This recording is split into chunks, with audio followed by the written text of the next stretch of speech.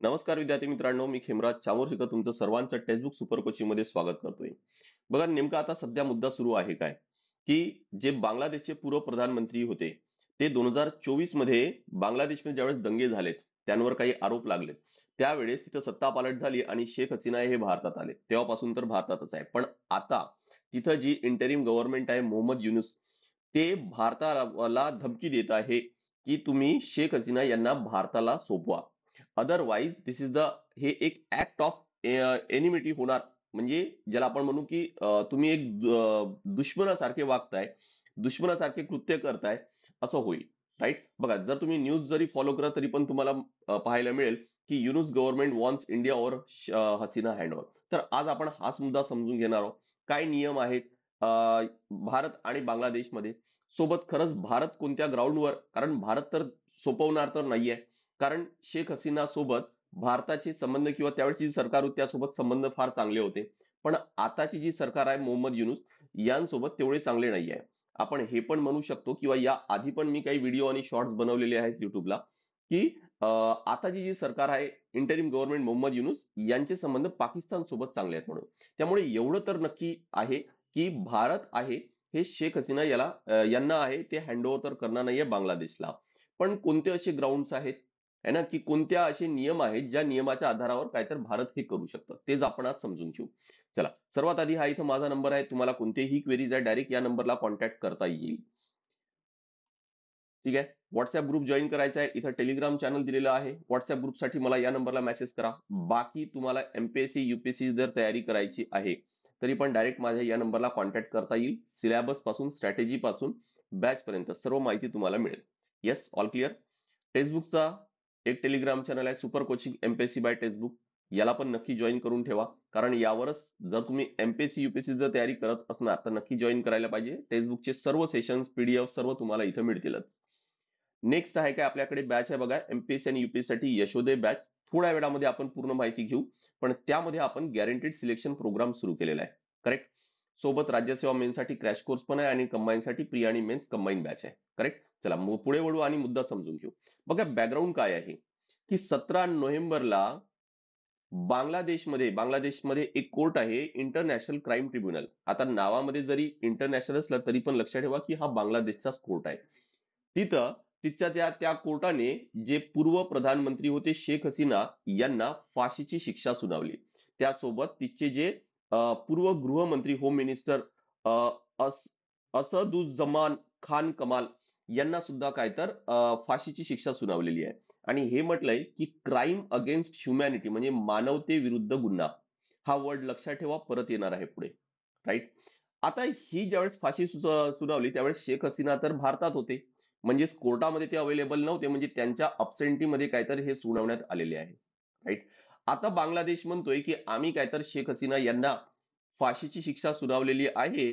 तुम्ही as per एक्स्ट्रॅडिशन act जो आहे किंवा ट्रिटी आहे 2013 ची इंडिया आणि बांगलादेशमध्ये, त्यानुसार काय तर शेख हसीनाला भारताकडे सोपवायला पाहिजे. अदरवाईज हे एक ऍक्ट ऑफ एनमिटी होणार, हायली अनफ्रेंडली ऍक्ट होणार आहे. राईट. तसंही लक्षात ठेवा की आताची जी सरकार आहे ती भारताच्या अगेन्स्ट आहे आणि पाकिस्तान सोबत त्यांचे संबंध चांगले आहेत. त्यांनी एवढं अजून म्हटलंय की जर हे नाही झालं तर आम्ही इंटरपोलला रेड नोटीस पाठवू अगेन्स्ट द हसीना आणि बाकीचे आहेत ते. All clear. राईट. पुढे बघा की भारताने यावर काय रिप्लाय दिलेला आहे. भारताने तर सरळ म्हटलंय की आम्ही जे काही ऍक्शन घेऊ ते बांगलादेशसाठी आणि बांगलादेशच्या लोकांसाठी जे योग्य असेल ते आम्ही ऍक्शन घेऊ. हा, ते ऍक्शन तर एवढं शुअर आहे की भारत जो आहे ते तर देणार तर नाहीये शेख हसीना यांना बांगलादेशला. पण ही आता डिप्लोमॅटिक लँग्वेज आहे, ते तर असणारच आहे.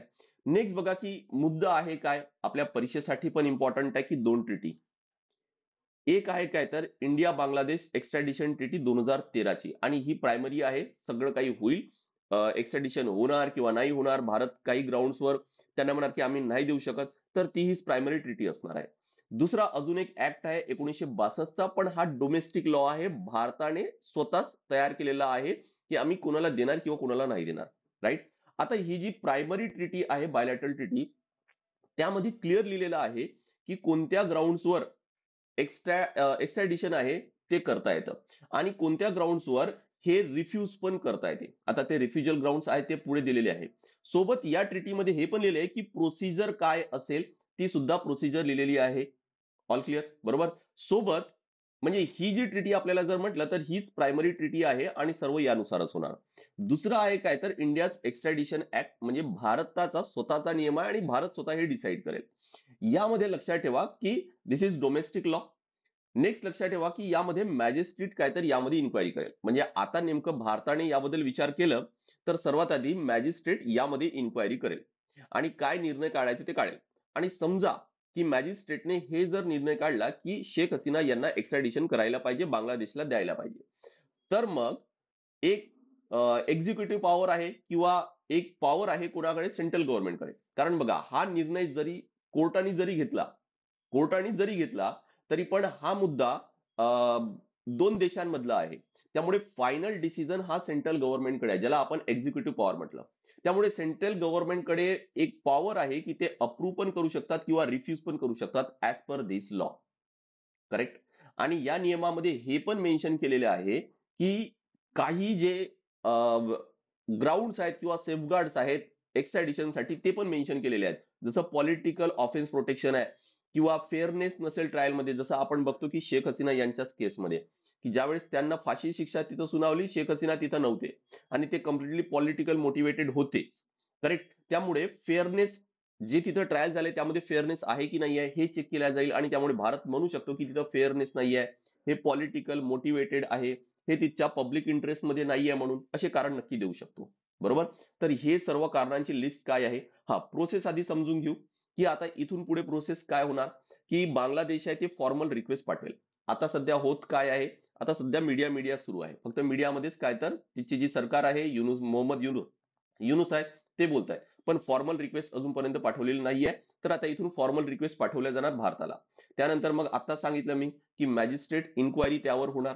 आणि समजा मॅजिस्ट्रेट इन्क्वायरी म्हटलं की नाही तर काही विषयच नाही आहे, पण जर हो जर म्हटलं की शेख हसीना द्यायला पाहिजे, मग अशा वेळेस काय आहे, सेंट्रल गव्हर्नमेंट डिसिजन घेणार आणि तोच आहे काय तर एक्झिक्युटिव्ह डिसिजन आहे.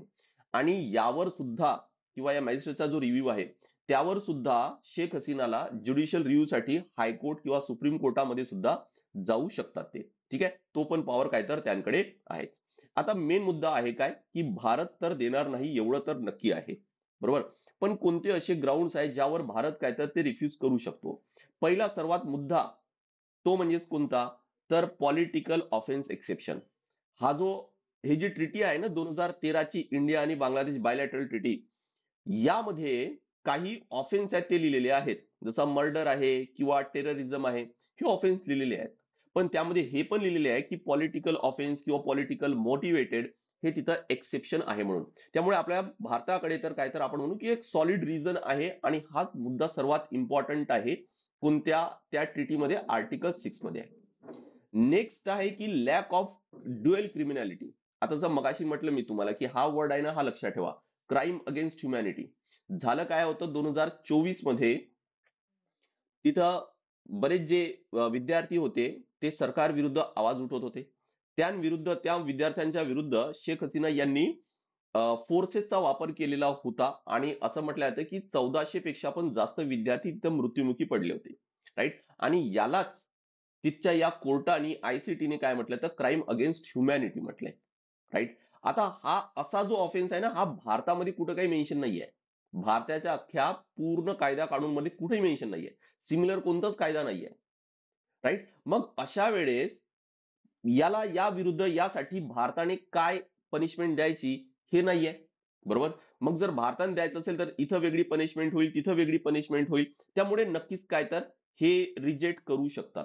बरोबर. का? कारण आपल्याला जर त्यांना चोपवायचं आहे तर क्राईम कोणते केलेले आहेत हे तर आपल्याला माहित असायला पाहिजे आणि भारतामध्ये हा असा काहीच क्राईम नाहीये. बरोबर. नेक्स्ट आहे काय तर अजून एक कारण देऊ शकतो भारत, ते म्हणजेच काय की हे एक बांगलादेशमध्ये जे झालेले आहे ते अनफेअर ट्रायल झालेले आहे.